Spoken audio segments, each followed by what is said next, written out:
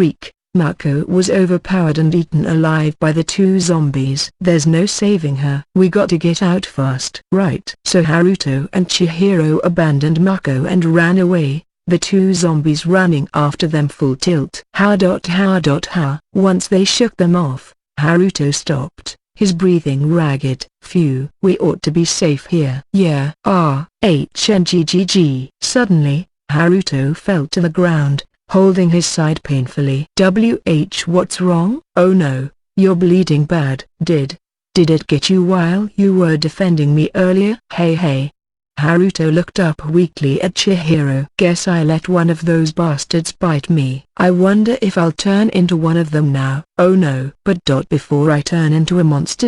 I want you to kill me with this gun that we found on the ground a couple minutes ago. Haruto pulled a handgun out of his pocket, attempting to give it to Chihiro. I can't do that. I've loved you for so long. Me too. Woo. That's why I want you to do it with your own hands. Please. I'm still human. Please. Oh okay. Woo. Once she had his gun, Chihiro needed only a second or two to fire a bullet into Haruto's head. Cut!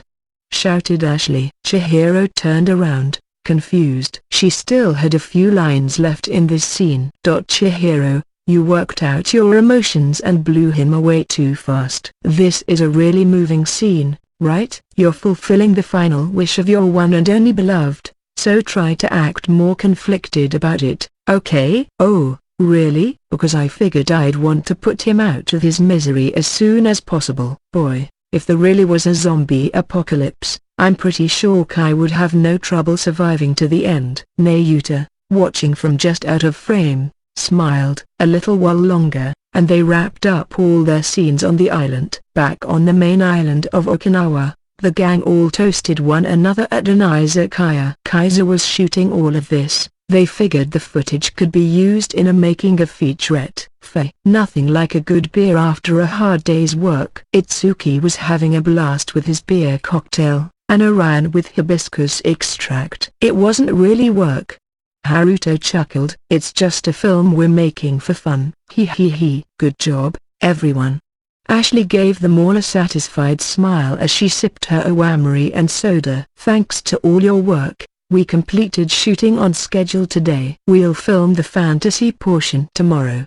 The fantasy part. So Patia Ray, who was killed by Patia D, or me, that is, wakes up reincarnated in another world, right? Mako smiled at Chihiro. I know this story is insane, but just making a movie with all of you is kind of fun, isn't it? Like we're working on our high school's yearly festival. Oh, I know what you mean. My class held a play and ran a haunted house. Nayuta bit her lip as Mako and Chihiro reminisced about high school. Gee, too bad I was too much of a shut-in to experience all that. Me either. Kind of a dark time for me. Yeah, and I was too nerdy to participate in anything. Itsuki and Haruto, already a little drunk, echoed Nayuta's opinion. Hee hee hee. Well, no matter which school clique you were a member of, I want everybody to enjoy tonight. What was school like for you, Ashley?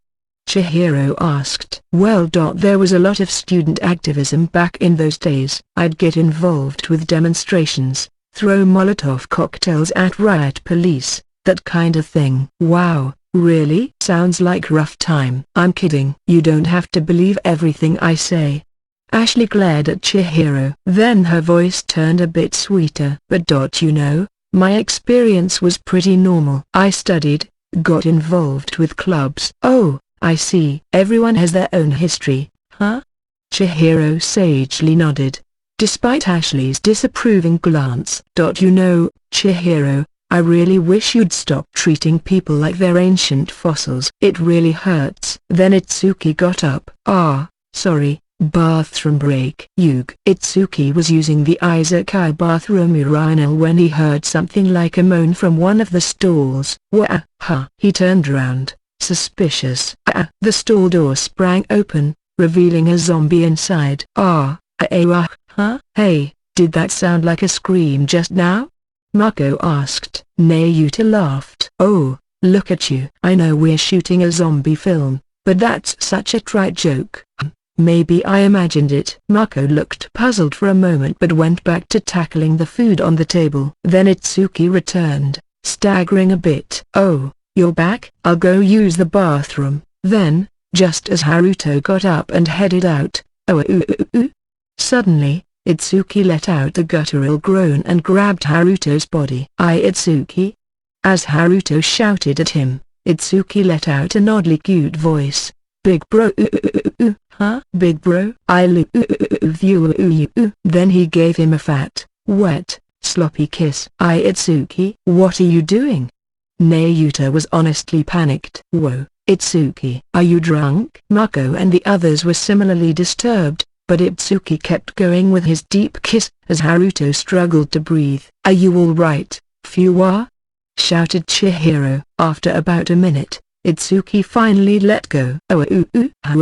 Haruto coughed, sounding like he was in agony as he crumpled to the ground. Itsuki. No matter how drunk you are, you know I'm right here. Big bro.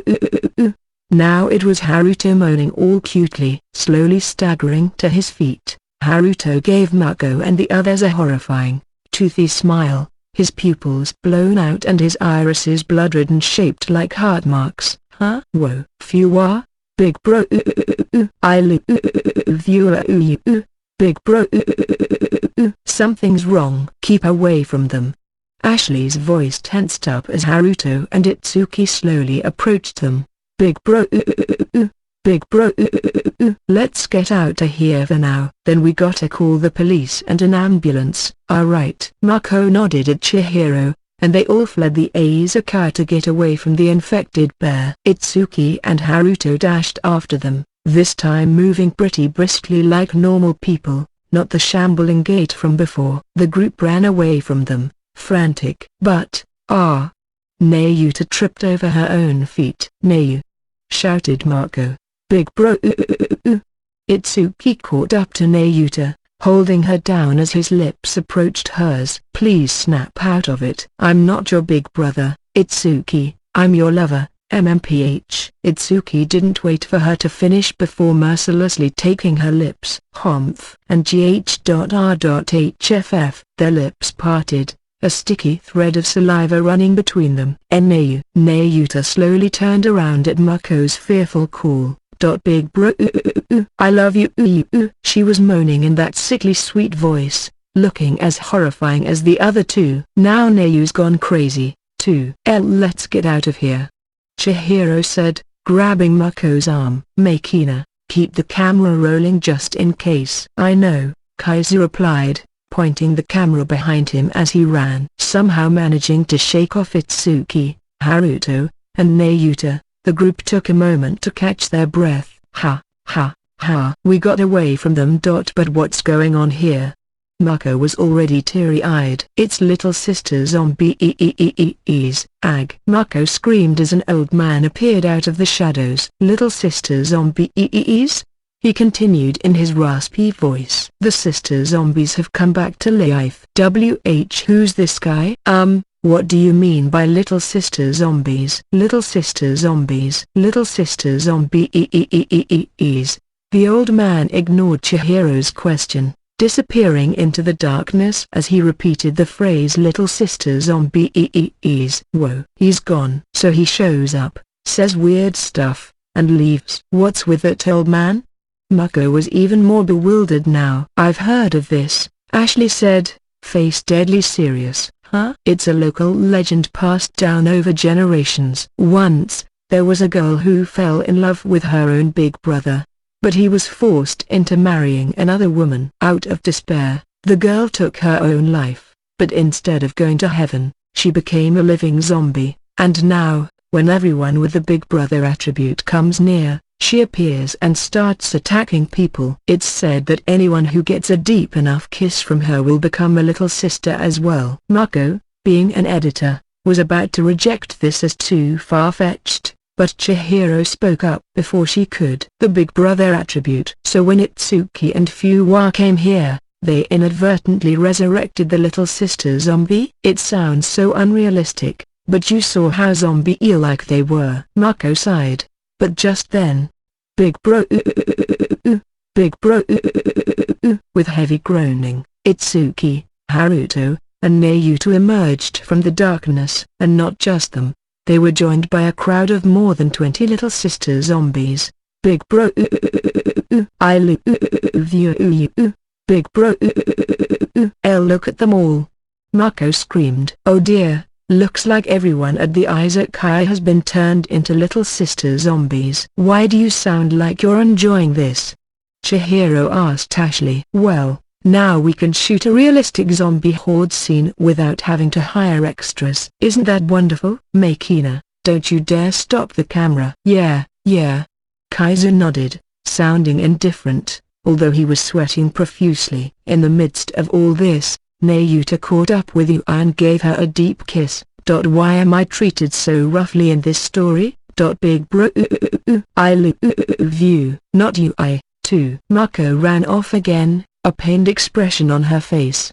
Big Bro, I love you. Mako, Chihiro, Ashley, and Kaiser ran as fast as they could, relentlessly pursued by the horde of zombies. But after all that exertion, their stamina was running out. Ha, ha, ha. They are still after us. At this rate, we're gonna be joining them soon. Ashley, is there any way to turn the little sister zombies back into people? According to the legend, Ashley told Chihiro, the zombies will be purified if you show them true love between brother and sister. True love? Yes. The little sister needs to kiss her big brother. What? And the only little sister here. Mako, Ashley, and Kaiser all looked at Chihiro. Me? You need to kiss Itsuki, Chihiro. If you can prove to the little sister zombies that love triumphs over all, even if your brother and sister, they'll all be purified. I can't. I could never kiss my brother. He's already taken. Besides, Chihiro tried to fight it. But just then, the zombie Itsuki caught up with her. Big Bro, please. Chihiro, you're the only one who can save them all. Come on, Kai. I'm sure now you would understand. Ashley and Mako pleaded with Chihiro. Big bro, big bro. Zombie Itsuki was soon joined by Zombie Haruto, Zombie Nayuta, and a bunch of others. Itsuki, Kani, Fuwa. Chihiro somberly looked at the transformation that had befallen her close friends. Then a determined look came to her face. All right. I'll kiss my brother. Kai. I'm sorry. Chihiro just smiled at Mako's apology. It's for all of them and all of you. Here I go. The next moment, she ran for the approaching zombies. Zombie Itsuki and Zombie Haruto came up to her. Big bro, big bro. Chihiro made a flying leap, arms outstretched, and made the kiss. MMGH. But it wasn't Zombie Itsuki's lips she touched. It was Zombie Haruto's next to him. Phew. Ashley's A's shot out. Whoa. Kai. Why are you kissing Fuwa? Mako's shouting fell on deaf ears as Chihiro continued to passionately kiss him. Struggling for breath, she pulled away, only to be horrified when she recognized the face of her partner. Huh? Oh, whoa. I'm sorry. I kinda gave in to temptation. Kai. Mako gave her a chiding get your act together kind of look. Just then,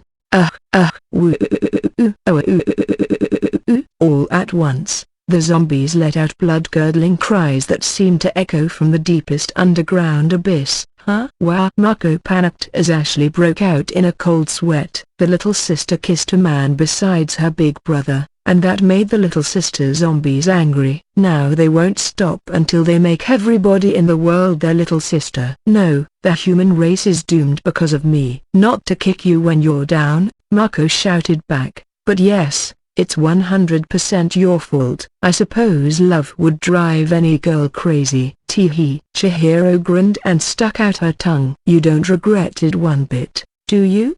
Look, Kai, as a professional editor, if you're a little sister starring in a novel with a title that makes it sound like a little sister thing, and you fall in love with the hero's best friend, that's gonna cause some seriously negative feedback. Get a hold of yourself, Mako. This is reality. It's not a light novel. Chihiro pouted at them. Well, if you debut in the cast like you're part of the hero's harem, only to run to another man after the hero dumps you, wouldn't that lead to even harsher feedback? I don't know who you're talking about. Never mind. Just muttering to myself. Mako's face tightened at Chihiro's taunts. Hee. I think I need to sit down and have a nice, long talk with you someday, Kai. Right, interrupted Ashley. You girls go through that torture session over in the main story. Just then, big bro smooch. Zombie Nayuta, who had creeped up on them unawares, gave Mako a deep kiss. MMMPH. Mako, shouted Chihiro as Zombie Nayuta removed her lips. Big bro I love you. The zombified Mako sounded all cutesy. Chihiro was shocked. Not Mako, too. Wait, my body feels all weird. Itchy. Tasty. Even if you started it, Ashley nonchalantly stated as Chihiro went all zombie before her eyes. You know kissing Haruto earlier infected you, right? Big bro. But Ashley's words no longer reached Chihiro's ears. Ashley, resigned to her fate, stepped back as she turned to face the advancing zombie Chihiro. Well, looks like we're done for, Makina. Don't stop the camera. Whether it means anything or not, we're recording the beginning of the end of the world here. Right. Getting to spend such a momentous occasion together with you doesn't feel too bad, actually. Kaizu forced a smile. Ashley joined him. Hee. You're right, big bro. I love you. Smooch. And with that, the zombie Chihiro took Ashley's lips. MMPH. Kai. Chihiro. Their lips parted. And Ashley slowly turned toward Kaizu, who was still filming. Big bro, I love ya. With that final cutesy love call, Ashley lunged at Kaizu, and with a crash, the camera fell to the ground. What are you up to, big bro? Major Atskinsey Hashmakov, killing time at the cockpit of his beloved craft because he was having trouble sleeping, was being visited by his sister, Shikrona Hashmakova. Oh, just watching a video. A video? Yeah, some old archival footage. From the day the end of the world began, you know. I was hoping it'd put me to sleep, but I guess not. Itskinsey grinned a bit, opened the hatch of his Gundam-less humanoid mobile weapon, and invited his sister inside. Long ago, an unprecedented biohazard event known as the Sispocalypse broke out without warning on the island of Okinawa, Japan. Caused by a virus that turned infected people into little sister zombies, it spread alarmingly fast across the world, turning more than half of the human race into little sister zombies within 10 years. It triggered the collapse of civilization, making Earth no longer habitable. 30 years after the Sispocalypse, the few humans who had managed to survive in underground shelters gathered their remaining technological expertise to construct the Sistia, an immigrant spacefaring craft, and blasted off into the great unknown. For almost a century since then, they had wandered the twinkling sea of stars in search of a habitable planet on which to settle down, all while using their mobile weapon craft to fight off hostile extraterrestrial life. Itskinsey and Chikrona were the so-called third generation of humans born in outer space. Earth, huh? I'd love to visit sometime. Itskinsey shrugged at his sister's words. Ugh, don't be silly. It's a dead planet crawling with little sister zombies. What would you even do there? Well, yeah, I'm scared of the zombies. But don't you want to see it for yourself? See what real oceans look like, and pretty beaches? Yeah, I suppose so. Itskinsey recalled the old footage of seas and sandy beaches he had watched before. How wonderful would it be to play with Chikrona and go woo-woo with her in a place like that? I'm sure we'll get there someday, if not on Earth, then somewhere else with just as beautiful an ocean. Yeah. Chikrona nodded at her brother's words. But until then, big bro, let's both do our best to stay alive. You bet. Itskinsey nodded. As long as you're around, I can deal with whatever hardships we face on our journey. He stood up to kiss Chikrona on the lips. This graduated to a sloppy French kiss, and whether one side started it or the other, they were soon totally naked. They were siblings but also lovers. Ugh, big bro, over there, your dick. Oh ooh, good. Ugh, dick. Chikrona. I love you, Chikrona. Itskinsey, age 65, and Chikrona, age 62, madly groped each other inside the cramped cockpit. Here on this immigrant spaceship, procreating and making more children was the prime directive for all aboard. The taboo of incest did not exist. Now, at long last, there was no one in the vast universe who could stand in the way of this brother-sister tryst.